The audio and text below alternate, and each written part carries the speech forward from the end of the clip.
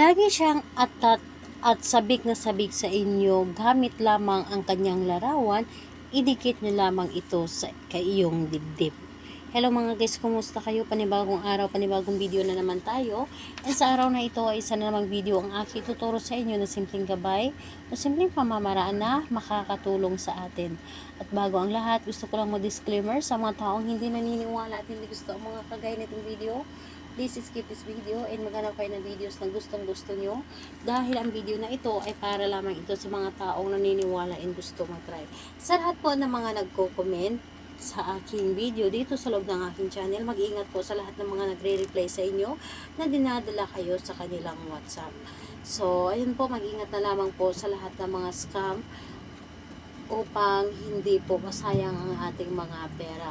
So ngayon po, gusto niyo ba na atat at sabik na sabik sa inyo ang inyong partner? Ito ay idikit niyo lamang sa inyong dibdib upang sabikin siya ng husto sa inyo, yung hindi niya ma-explain, yung hindi niya mapailawanag yung mga nararamdaman niya na sobrang pagkasabik sa inyo.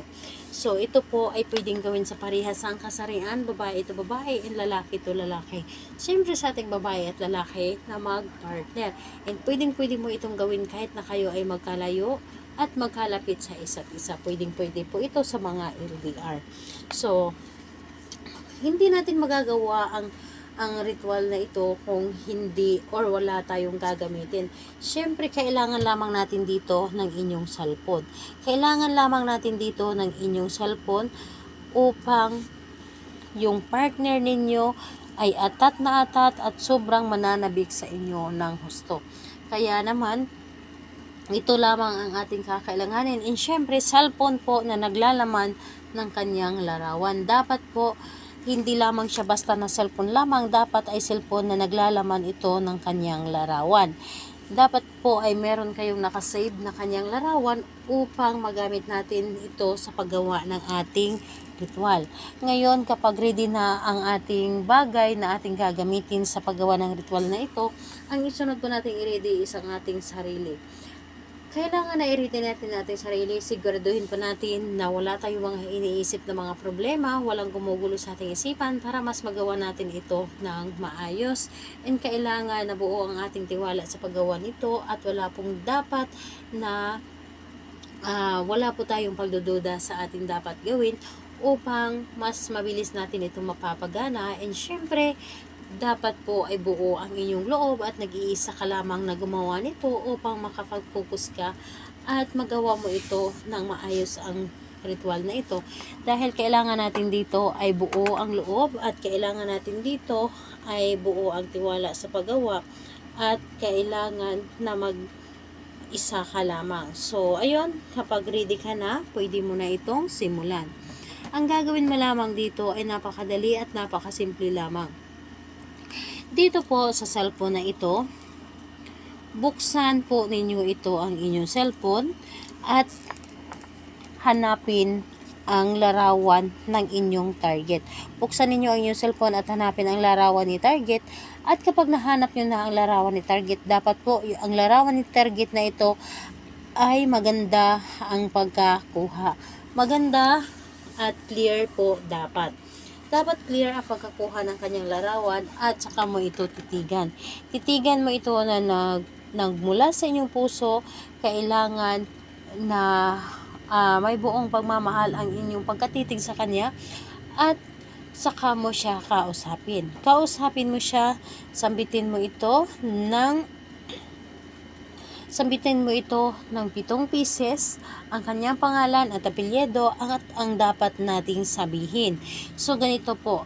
Halimbawa, pangalan niya, apelyido, at isunod mo ang atat na atat ka at sabik na sabik ka sa akin. Pangalan, apelyido, atat na atat ka at sabik na sabik ka sa akin. So, yun po ang sabihin ninyo ng 7 ulit habang nakatitig ito sa kanyang larawan. Ngayon, kapag nakatitig ka sa kanyang larawan at nasambit mo na ng 7 pieces, yung pangalan niya at apelyido at atnatat na atat ka at sobrang mananabik ka sa akin, itapat mo sa iyong dibdib ang cellphone. Itatapat mo sa inyong dibdib ang iyong cellphone na kung saan naka-open yung kanyang larawan. Ilagay ninyo sa inyong dibdib at ramdamin ninyo kung gaano ninyo siya kamahal, ramdamin ninyo kung gaano siya kaimportante sa buhay ninyo, sa puso ninyo. Iparamdam ninyo habang ito ay nakadikit sa inyong dibdib ang inyong cellphone. Upang mabilis niya itong maramdaman, mabilis ninyo itong mapagana at syempre talagang mararamdaman niya yung sobrang pagkasabik niya sa inyo kahit na kayo ay magka-LDR. Yung tipong gustong gusto kanyang puntahan, yung tipong para bang hinihila siya na puntahan ka, hinihila siya na kontakin or makausap ka. Yung tipong hindi siya mapakali dahil sobra niyang pagkasabik sa inyo. So, ayun po. Pagkatapos inyong ilagay sa inyong dibdib ang cellphone na naglalaman ng kanyang larawan or naka-open yung kanyang larawan, halikan ninyo ito kahit isang bisis lamang.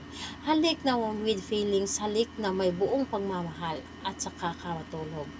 Dahil gabi natin ito gawin. Gabi or di kaya'y umaga or di kaya'y araw. Depende po sa inyo kung kailan ninyo ito pwedeng gawin. So, dahil pwede itong gawin sa gabi, sa umaga, o di kaya sa araw. So, ayun po, pwede mo itong gawin kahit na araw-araw or oras-oras, basta ito ay buo or bukal sa inyong loob ang paggawa at naramdaman ninyo na maganda ang kinalalabasan nito dahil ito ay sobrang malaki ang ikakatulong nito sa aking itinuro sa inyo ngayon. Dahil ito, kahit na ito ay may pangontra, talagang matatablan siya at nararamdaman niya ang inyong ginawa. So, ayun po, gawin ito ng kahit anong araw at kahit anong oras, pwede mo itong simulan at gagawin. And sana sasabi ko na kanina, pwede itong gawin araw-araw or gabi-gabi. And ayun po, kung gusto po ninyo magpa-shoutout, mag-comment lamang sa baba para ma-shoutout ko kayo sa next video. And sa lahat po ng may mga katanungan, mag-comment lang din po para ma-replyan ko po kayo. Bye-bye everyone. God bless us all.